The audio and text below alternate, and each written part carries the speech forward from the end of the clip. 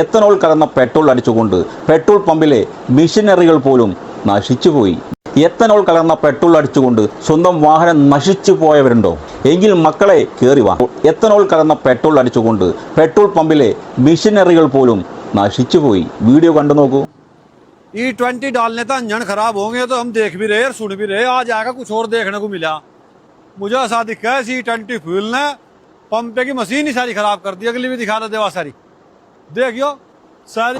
ഒരു പമ്പിന്റെ അവസ്ഥ ഇതാണെങ്കിൽ ഈ രാജ്യത്തിലെ ജനങ്ങളുടെ വണ്ടികളുടെ അവസ്ഥ എന്തായിരിക്കും? ലക്ഷങ്ങൾ കൊടുത്തുകൊണ്ട് വാഹനം വാങ്ങിക്കുന്നവർ സ്വന്തം വാഹനത്തിൽ അടിച്ചാൽ വാഹനം 8 നിലയിൽ പൊട്ടും.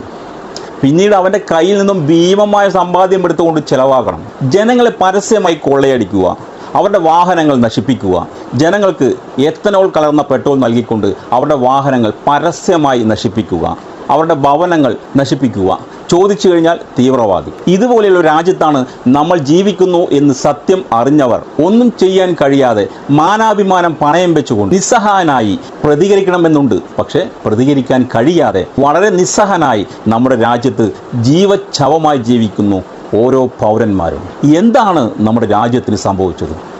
പ്രതികരിക്കാൻ ശേഷിയില്ലാത്തവർ ഈ രാജ്യം വിട്ടുകൊണ്ട് പുറം രാജ്യങ്ങളിൽ ചേക്കേറി. എന്നാൽ നമ്മുടെ രാജ്യത്തിലെ ചില നാറികൾ പറയുന്നു ഇവരാണ് 100% രാജ്യസ്നേഹികളെന്ന്.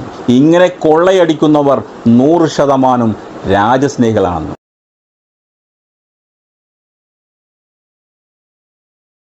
എത്തനോൾ കലർന്ന പെട്രോൾ അടിച്ചുകൊണ്ട് പെട്രോൾ പമ്പിലെ മിഷനറികൾ പോലും നശിച്ചുപോയി. എത്തനോൾ കലർന്ന പെട്രോൾ അടിച്ചുകൊണ്ട് സ്വന്തം വാഹനം നശിച്ചു പോയവരുണ്ടോ? എങ്കിൽ മക്കളെ കയറി വാ. എത്തനോൾ കലർന്ന പെട്രോൾ അടിച്ചുകൊണ്ട് പെട്രോൾ പമ്പിലെ മിഷനറികൾ പോലും നശിച്ചുപോയി. വീഡിയോ കണ്ടു നോക്കൂ. E20 डालने तक इंजन खराब होंगे तो हम देख भी रहे और सुन भी रहे। आज आएगा कुछ और देखने को मिला। मुझे ऐसा दिखा है E20 फ्यूल ने पंप की मशीन ही सारी खराब कर दी। अगली भी दिखा दे देवा सारी देखियो सारी. ഒരു പമ്പിന്റെ അവസ്ഥ ഇതാണെങ്കിൽ ഈ രാജ്യത്തിലെ ജനങ്ങളുടെ വണ്ടികളുടെ അവസ്ഥ എന്തായിരിക്കും? ലക്ഷങ്ങൾ കൊടുത്തുകൊണ്ട് വാഹനം വാങ്ങിക്കുന്നവർ സ്വന്തം വാഹനത്തിൽ അടിച്ചാൽ വാഹനം 8 നിലയിൽ പൊട്ടും. പിന്നീട് അവൻ്റെ കയ്യിൽ നിന്നും ഭീമമായ സമ്പാദ്യം എടുത്തുകൊണ്ട് ചെലവാക്കണം.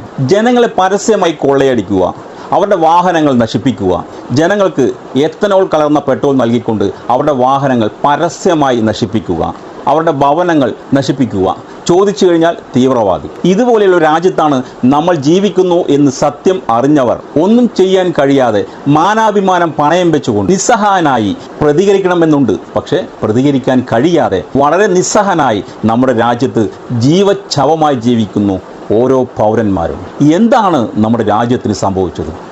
പ്രതികരിക്കാൻ ശേഷിയില്ലാത്തവർ ഈ രാജ്യം വിട്ടുകൊണ്ട് പുറം രാജ്യങ്ങളിൽ ചേക്കേറി. എന്നാൽ നമ്മുടെ രാജ്യത്തിലെ ചില നാറികൾ പറയുന്നു ഇവരാണ് 100% രാജ്യസ്നേഹികളെന്ന്. ഇങ്ങനെ കൊള്ളയടിക്കുന്നവർ 100% രാജ്യസ്നേഹികളാണെന്ന്.